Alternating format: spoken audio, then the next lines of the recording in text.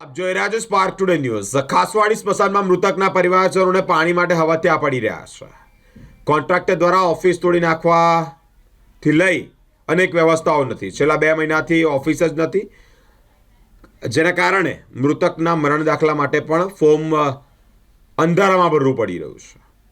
આવા સમયે લખાણમાં કંઈક ભૂલ થાય તો કોણ જવાબદાર? આકરા પ્રહાર ડૉક્ટર શીતલ મિસ્ત્રી પર કરવામાં આવ્યા છે। વડોદરા શહેર કોંગ્રેસ મહામંત્રી વિજય જાદવે આકરા પ્રહાર કર્યા છે। શું ભાઈ, શું અંધારામાં શું કામગીરી કરી રહ્યા તમે? મૃતક વ્યક્તિઓને આ બધાની એન્ટ્રી ને બધું કર્યું। તો અહીંયા લાઇટ છે નથી? લાઇટ તો મારે છેલ્લા લગભગ 1.5-2 મહિનાથી છે નહીં।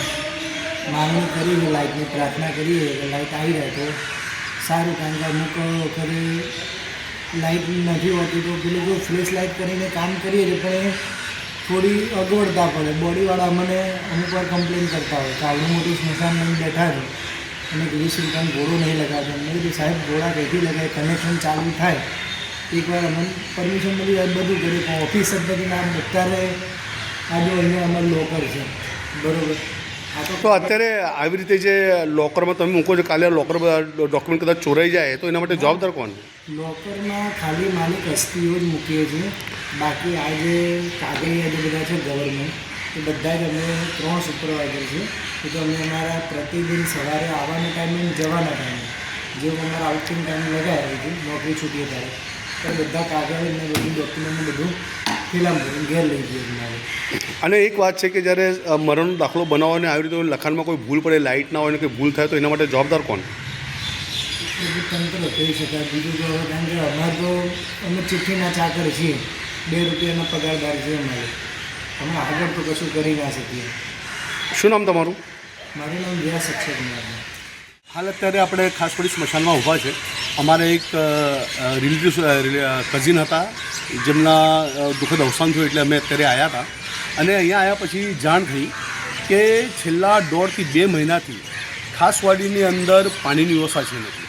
જે પણ કોન્ટ્રાક્ટર હતો એને આખું બાથરૂમ તોડી દીધું છે। આજની તારીખની અંદર જે પણ મૃતકોને જ્યારે વાડ કાપવાના વાડ કાપવા પછી જે પાણીની વ્યવસ્થા થવી જોઈએ એવી વ્યવસ્થા થતી નથી, જેના કારણે લોકોને બહારથી પાણી લાવવું પડે છે।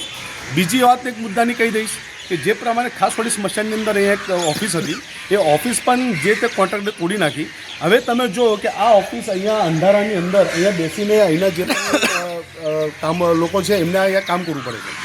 મારે તંત્રને એક જ કહેવું છે કે મરણ દાખલો આ જીવનની અંદર ખૂબ મહત્ત્વનો હોય છે અને જ્યારે આવી રીતે અંધારામાં કોઈ કામગીરી થતી હોય તો એ કેટલી યોગ્ય છે। આજે લખવામાં કંઈ ભૂલ થઈ જાય તો હોઈ શકે કે આગળના સમયની અંદર પરિવારજનો ખૂબ તકલીફ થાય। એટલે સૌથી પહેલાં તો તંત્રને એક વાત કહેવા માંગીશ કે જે પણ કામગીરી તમે જો હાથમાં લેતા હોય તો સૌથી પહેલાં તો તમે વૈકલ્પિક વ્યવસ્થા કરો।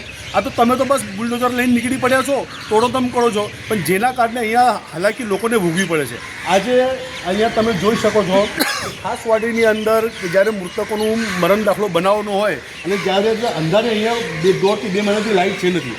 અત્યારે શિયાળાનો સમય છે, ઘણીવાર અંધારો વહેલો થઈ જાય છે, કોઈક વાર 7-8 વાગે કોઈ બોડી લઈને આવ્યું ને જ્યારે કોઈ કરે એને લખાણ કરવું હોય તો અહીંનો વ્યક્તિ કયા હિસાબે કરે, આ એક પ્રશ્ન છે।